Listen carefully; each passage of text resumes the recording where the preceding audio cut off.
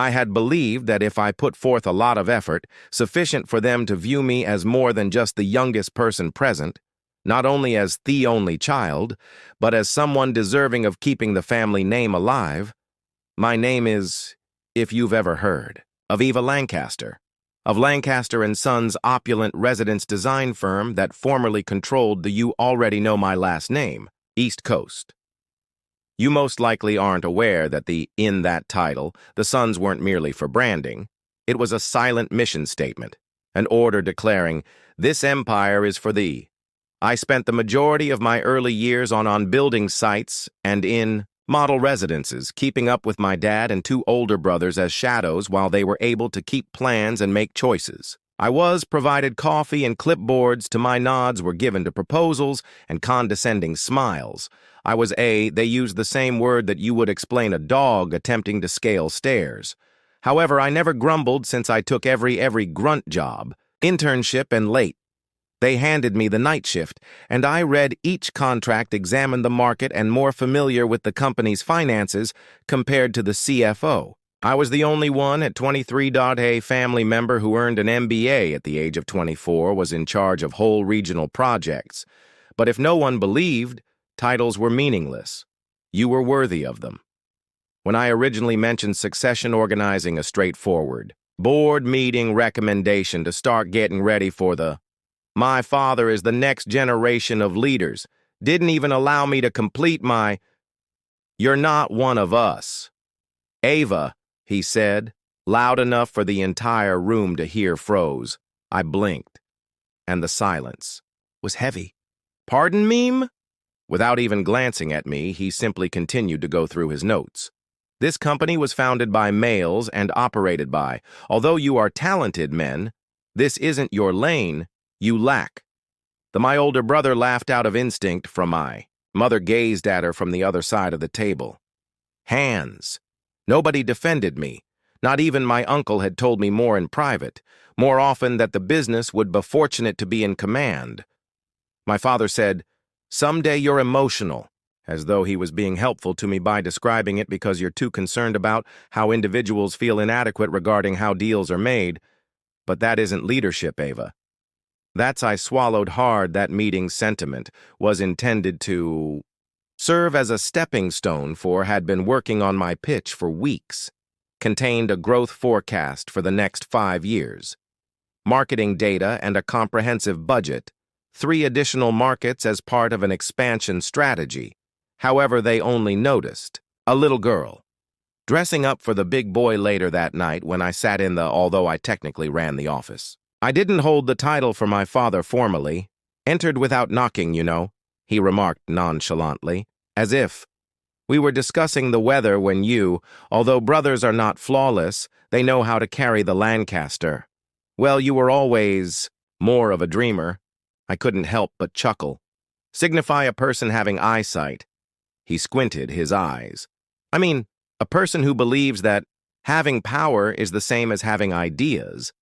You were never the smart one. You sad girl. One that you just put in more effort to reimburse that sentence, which I've never. You were a pitiful girl, and I forgot it. Never the smartest.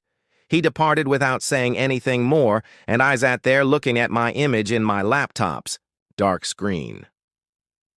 The workplace was chilly, but for the first time, I didn't want to cry. Felt awake if they failed to create space. I'd build it for myself at the table.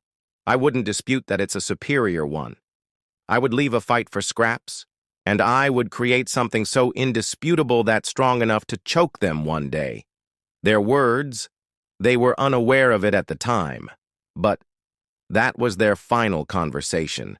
Treated me as though I were inferior to them. They had dismissed me, but they didn't recognize that I had already begun. You would expect that I would write my own story. Following my father's words, I would only, perhaps I should have left quietly, but I was continuing to hold out hope that if I once again demonstrated my worth with unquestionably, they'd finally listen. I did what any pitiful girl would do. Whoever was the most intelligent would do it. put in more effort, and spent weeks honing AA business idea that might have a new era for Lancaster, and Sons exploring new market trends alterations in digital behavior and demography.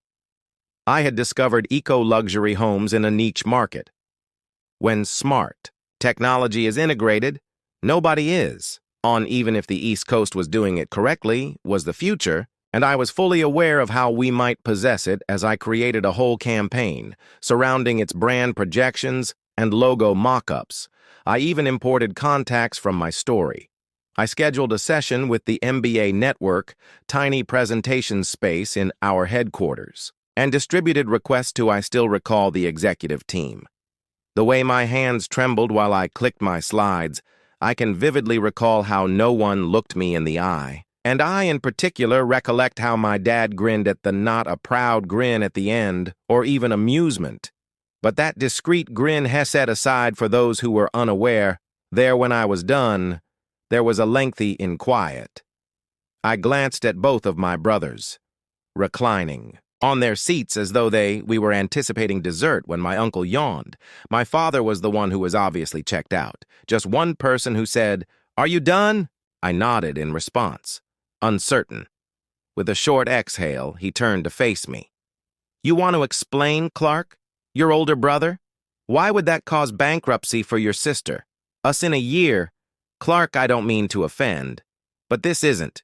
You don't just toss in graduate school, adding buzzwords to a slideshow and referring to it as a design green buildings and smart homes, and who does? You believe that we are offering Elon Musk." The silent laughter filled the room, although I was serious when I said that. Banging my father interrupted me with a falsehood about numbers. "My instinct tells me that instinct doesn't for me." The entire pitch is a self-serving endeavor.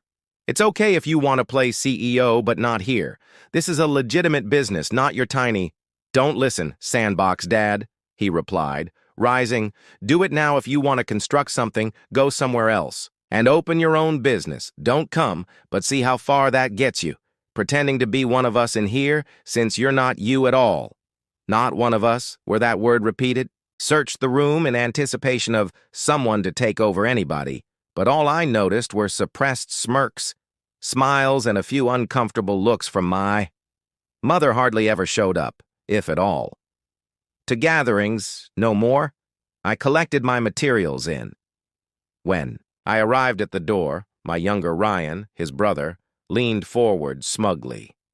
"Smile, I hear, if it doesn't work out. An interior design firm exists. Employing you could assist them in selecting curtains," another round of giggling, and I then realized that this wasn't my family, no longer